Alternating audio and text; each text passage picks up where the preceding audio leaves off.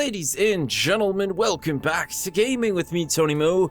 A happy weekend to you guys. It is time for another vlog, and we're going to do something really odd today. At least most of you guys are probably going to find it really odd. I didn't have any B-roll laying around. Admittedly, I've fallen behind in that. I need to capture some footage for vlogs. So I was like, you know, what game can I play that I'd also like to talk about that would be kind of passive, so I could really focus on the commentary, because there's actually a lot of stuff I wanted to talk about with this week's vlogs, like a small announcement. I wanted to talk a little bit about Doom, and I really have wanted to talk about Blizzard as a whole. Blizzard is an entity as well as World of Warcraft, so what better thing to do than to hop into World of Warcraft? Now, I'm not going to reactivate my account, although I was very tempted, I have to admit. So we're not going to be playing my Paladin. It's sitting over at level 92. We're just going to play a brand new warrior that I made here. Yeah, interestingly enough, the name Tony Mo is not taken, and I've never used it, so let's go ahead and enter the world. So what I want to talk about today, you know, we'll save the whole World of Warcraft Blizzard discussion for the last thing, actually. First and foremost, if you guys don't know, and if you have an Instagram or you're interested in following, you know, people on Instagram, I created an Instagram specifically for the channel. So it's really just about gaming-focused content. I've got a lot of in-game screen caps and photos that I've taken that I thought were really beautiful or interesting. It's really about that. It's an additional way for me to promote the channel, and I figure if I consistently do it, I'm trying to upload like a video at least every other, or video. Some sort of an image or video every other day. As much as I'd like to visit that bit of nostalgia there, we're going to go ahead and skip through that. And I'll have a link down in the description below if you guys want to check it out, if you want to give it a follow, maybe spread the word about it. It's definitely in its early days. I think I've got like 9 posts up there right now. But genuinely some pictures that I'm really impressed, or really proud of.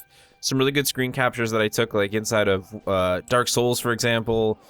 Yeah, so I don't know. It's just something I wanted to do. And if you're interested in that sort of thing, you can go ahead and check it out over on that link. Now, one of the big things I've been thinking about, especially as we're getting like closer and closer to the launch of said game. I need to turn down this volume. This is so loud. Wow, this has been a very long time. It's definitely under system. Yep, there it is.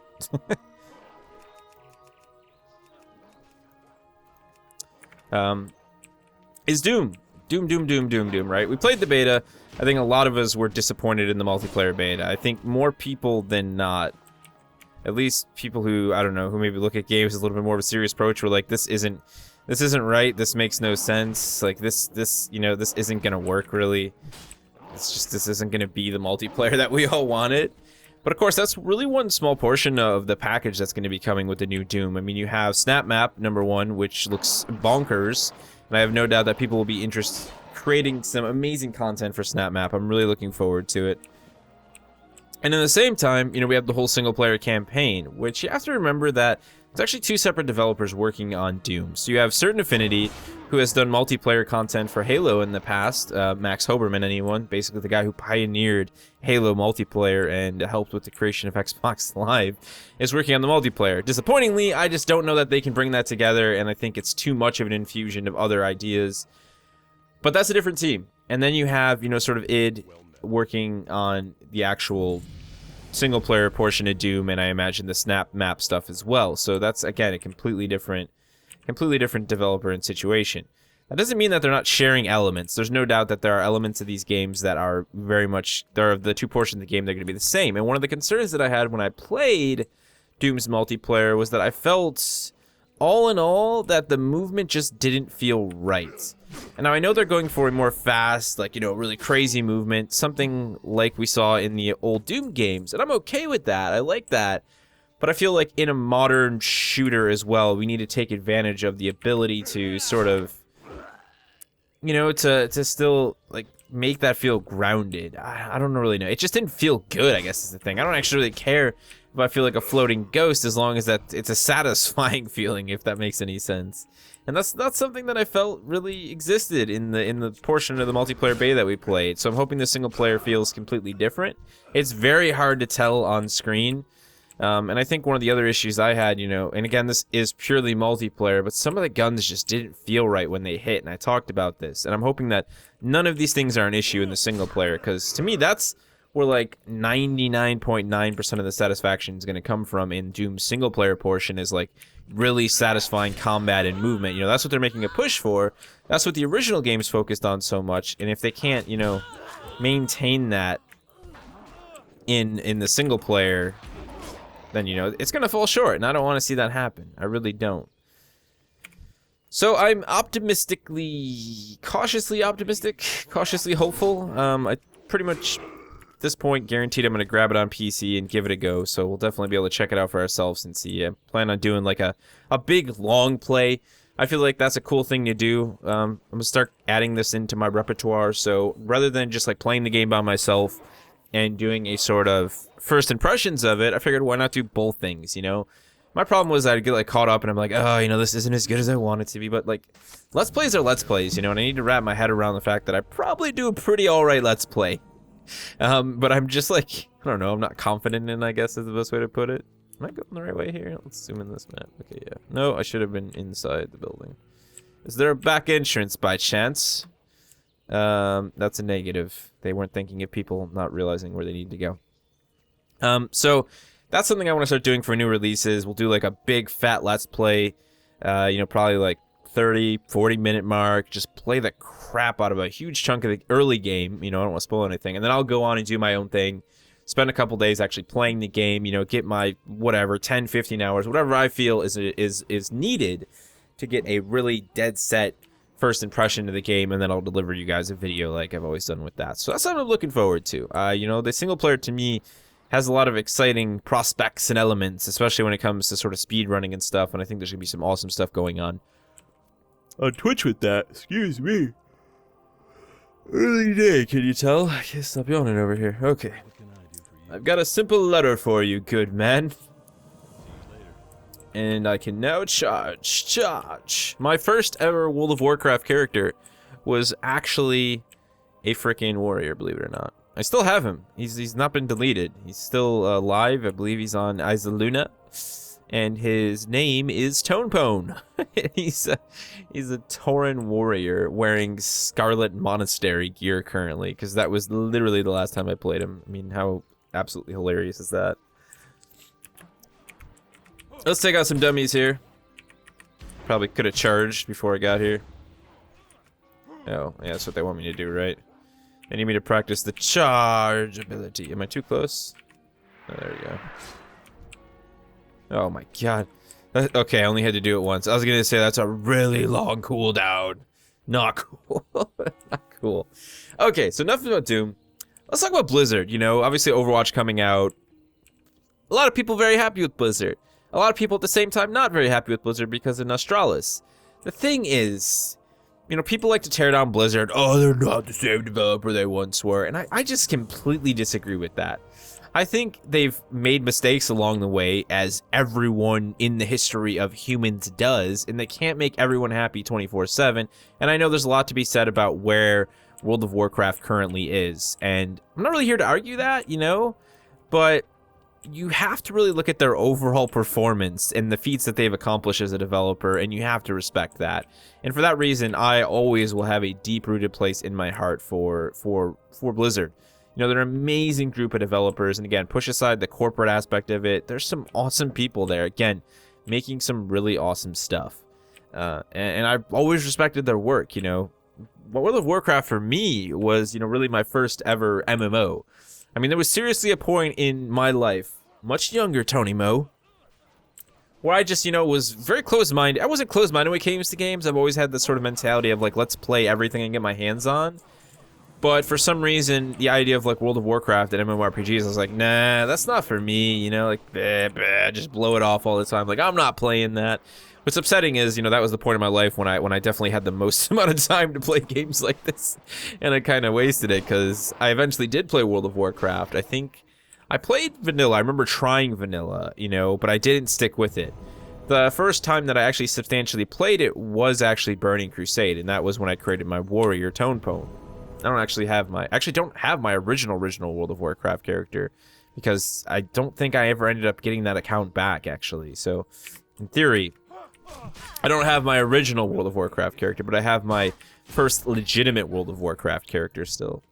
who isn't very high leveled either. So I played the game, and you know, I got to. I mean, it was definitely a much more challenging experience back then. There's no denying that you had to do a lot more.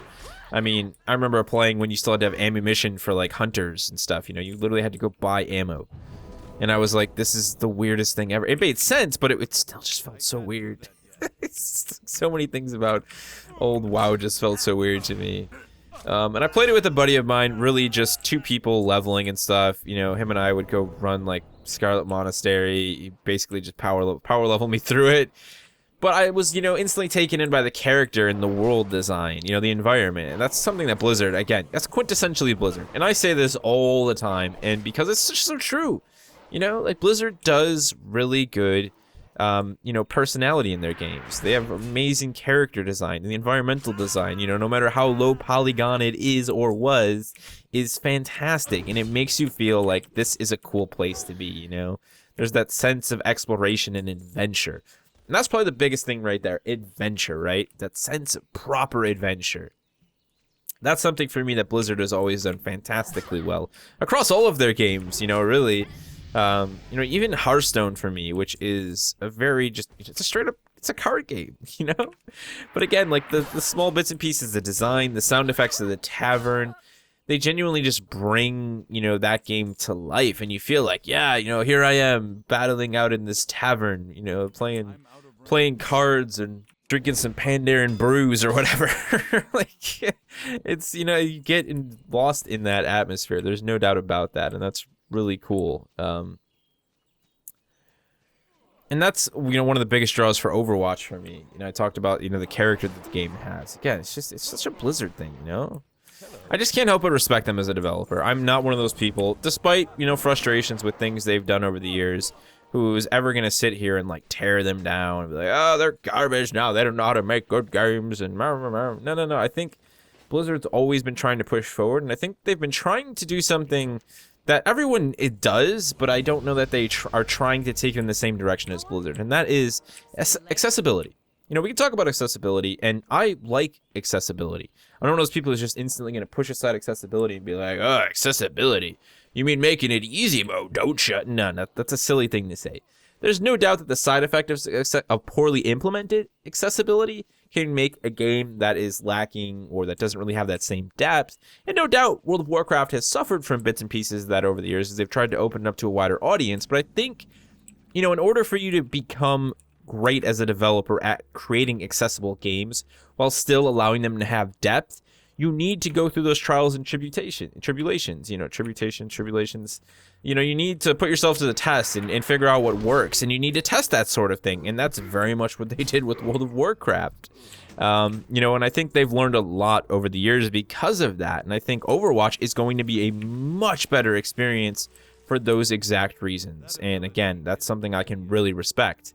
And I think people really look over that, you know, and they just oh, accessibility, blah blah blah, like easy mode. Like, but no, there's a serious reason to create more accessible games. This is something actually I was talking with a good friend of mine over in Praxis about EVE Online, because EVE, you know, is an amazing experience. To me, EVE is the space game that everyone actually wants. They just can't get past the 2 hours, so they actually brought someone in. This dude who had all these, you know, crazy background in like psychology and, you know, talking about the way people think. Pretty much look at the game and say, you know, what can we do to make the new player experience more friendly? You know, how do we take these like 1 million players we have every year trying the game, and how do we actually make them stay here? You know, how do we get them to last in EVE for more than 2 hours? Now, that's something they're struggling with consistently. You know, they have that really deep experience. They have, in my opinion, one of the most amazing sci-fi, you know, experiences you will ever play. There's just no denying that. But people can't get past that, you know, that initial wall. And that's something Blizzard's been trying to refine and make sense of, you know, for the past, probably since the dawn of their time. They've been looking at elements like that since World of Warcraft started changing and, you know, evolving and becoming something different. So I applaud them for that. I applaud them for taking that risk in that step, you know, and really saying, like, you know, what can we do to make sure that we can push for accessibility in our games while still providing that depth. You know, that depth that people came to love and know when they originally played World of Warcraft for the very first time, and Burning Crusade, you know. So I can't do anything really except say good things about Blizzard. It's as simple as that. And for everything going on with Nostralis right now, they're actually meeting with one of the ex-developers of Vanilla World of Warcraft, who sent out a letter to them, Mark, and was like, hey, spoke directly to one of the guys from Blizzard, like, yeah, let's get together and talk about this. Let's meet with the people from Nostralis, like, let's see what we can do here. And that is pretty fantastic, It's something that the fans have been talking about for years, and yes, we can all talk about that one thing they said at BlizzCon, and I just hate to think about what one developer said on the stage back then, because of everything else that Blizzard has done that has been so utterly fantastic. I just want to push that out of my mind, but I know that there are people who are much more attached to World of Warcraft than I am, who feel very differently about that. But I think, you have to push away sort of any unnecessary hatred or disdain for what is otherwise an outstanding development studio. That's really all I could say about that. We could go. I could honestly just. I would probably be a really good World of Warcraft YouTuber, because I could just sit here and ramble for hours while playing World of Warcraft. I really do enjoy WoW, and there's a part of me that has always said, if I lived in a different time and place where I had like a ridiculous amount of free time, I would still play World of Warcraft. I would level a character from scratch again, because it's not something I've done in a very, very, very, very long time. And I would play the hell out of it. But for me, that's really one of the big reasons that I stopped playing WoW. I think at the same point when I was starting to get seriously into it, there's just a lot of other things going on in my life where I was like, okay, this isn't something I really have the time for. And at the same point, anyone who I would have played the game with, to make use of the end game content, was also stepping away. I had friends who were way into WoW, way bigger than I was. The other Tony in my life, my buddy, was huge World of Warcraft guy. Still remember him putting together his first real PC to play Lich King and stuff. And I think I was working at GameStop at the time, and he showed up. I got him his collector's edition early and stuff like that. He was a big WoW head, and now he's obsessed with Heroes of the Storm, and he's looking forward to Overwatch. So him and I are going to be back into the Blizzard games again together, which is going to be a really fun bit of nostalgia and obviously completely different games. So I'm really looking forward to that. I think everyone, just about anyone who's ever played a Blizzard game, to some degree, to a serious degree anyways, has some sort of positive memory about Blizzard as a developer and about the games that they played. And like I said, you could push aside, okay, the games have gone, yeah, you know what, they have, but, I mean, how many MMOs have lasted this long? It was never always going to be shining glory top of the game. There had to be a point in which it faltered. And again, I really like the idea that, they faltered in order to learn something, in order to make a push forward in how they develop games. And I think that that's just true. You look at Overwatch and you look at Heroes of the Storm, and I think that that is so absolutely true. And I just always look forward to what Blizzard decides to do in the future. You guys have any good thoughts of your own regarding Doom, regarding Blizzard? I'd really like to just hear the more positive stuff. Like, talk a little bit about your memories. I think, like I said, a lot of people have spent time inside of Blizzard games, and I'd really like to hear some of your best memories, regardless of what game it is. It could be, a memory that you had from Heroes of the Storm, which is very recent, or Hearthstone. I don't care. I just want to hear your stories. Throw them down in the comment section below. Let's make it a good old Saturday storytelling time, and I'll see you guys in the next one.